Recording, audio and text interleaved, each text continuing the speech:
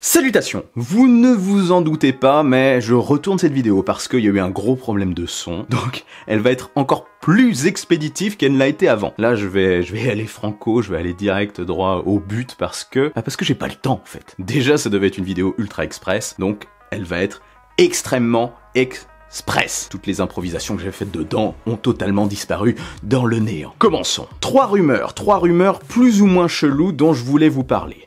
La première, apparemment Apple travaillerait sur un iPad de 14,1 pouces. Première chose que je me suis dit en voyant cette rumeur, un iPad de 14,1 pouces, pourquoi pas? iPadOS est de plus en plus proche de macOS, pourquoi ne pas faire un iPad dont la taille est proche de celle d'un MacBook Pro par exemple, le MacBook Pro de 14 pouces. Donc, pourquoi pas un troisième iPad Pro? Ça pourrait séduire certains professionnels qui veulent bosser en utilisant le Pencil, un clavier et un produit modulaire et plus grand que le modèle de 12,9 pouces. Le modèle de 12,9 pouces qui est déjà assez grand je trouve. Cependant, ce que dit cette rumeur, c'est que ce ne serait pas un iPad Pro. Et c'est là que ça devient chelou. Il s'agirait d'un modèle qui n'aurait pas ProMotion ni tous les attributs des pros, donc des prochains pros. Du coup, je me suis demandé, mais où se positionnerait ce produit? On a déjà un iPad classique de 10,2 pouces qui va être remplacé par un 10,5 pouces. On a un iPad mini qui est plus petit, un iPad Air de à peu près 11 pouces, un iPad Pro de 11 pouces, un iPad Pro de 12,9 pouces. Ça me paraissait plutôt cohérent quand on regarde la gamme des MacBooks notamment, qu'un iPad Pro, ou alors un autre nom, Max ou iPad Studio par exemple, on ne sait jamais, arrive avec plus de choses que les autres et viennent compléter cette gamme pour ceux qui veulent vraiment bosser de manière plus confortable sur un grand écran. Mais non, comme je vous l'ai dit, ça ne serait pas un Pro, ça serait un iPad classique.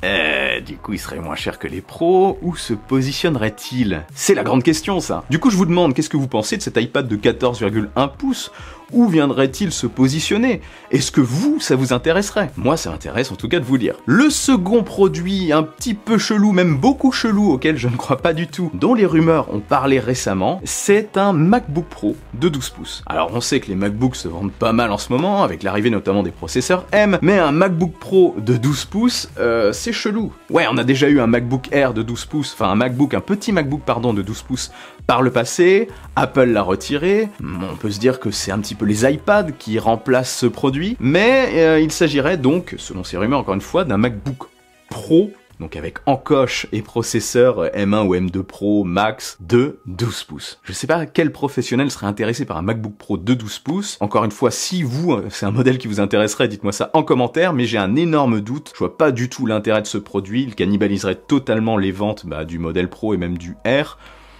Je vois pas le but. J'ai du mal à comprendre quel serait l'intérêt d'un tel produit et je n'y crois pas du tout. Dites-moi si vous y croyez vous. Et le troisième produit chelou, mais pas si chelou que ça, au final, avec du recul, c'est ce fameux MacBook de 15 pouces. Alors, ça pourrait très bien être un MacBook Air de 15 pouces qui viendrait remplacer ce pauvre MacBook Pro de 13 pouces, dont l'intérêt est relativement limité aujourd'hui dans la gamme.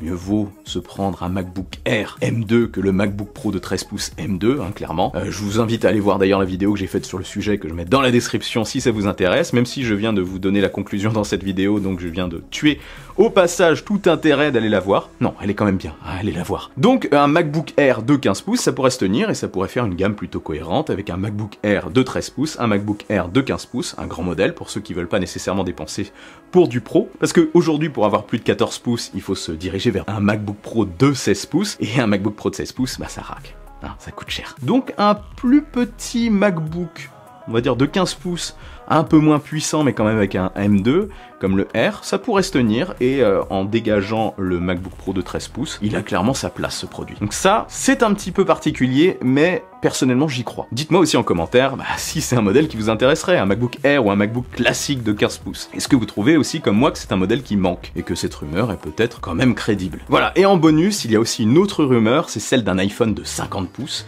donc un énorme iPhone qui ne serait pas pliable, ça serait pas du tout pliable, ça serait un iPhone donc colossal, qu'on ne pourrait pas facilement mettre dans notre poche, bien évidemment, il faudrait se coudre des énormes poches avec des petites roulettes, moi je pense que je le ferais si j'ai besoin de le tester, alors je le glisserais dedans, non, j'arrête. Là je pars trop loin, j'arrête, vous voyez c'est un second tournage, ça part complètement en vrille, je vais stopper la vidéo ici, je voulais vous parler de ces trois produits, l'iPad de 14,1 pouces qui selon moi serait peut-être plus un iPad Max ou un iPad Studio qu'un iPad classique dont la place serait vraiment chelou, le MacBook de 12 pouces, MacBook Air de 12 pouces, MacBook Pro de 12 pouces, c'est ça qui est bizarre, j'y crois pas du tout. Et le MacBook classique ou Air de 15 pouces, ça j'y crois. Dites-moi ce que vous en pensez, encore une fois, en dessous, je l'ai répété plusieurs fois dans la vidéo. Avant de partir, n'oubliez pas le bon pouce en l'air qui claque, l'abonnement qui fait plaisir. Je suis aussi sur les réseaux sociaux, sur Twitter, sur Insta, sur TikTok également, oui. Tant qu'à faire. Vive la technologie, vive le futur, et surtout, rêvez, rêvez, rêvez.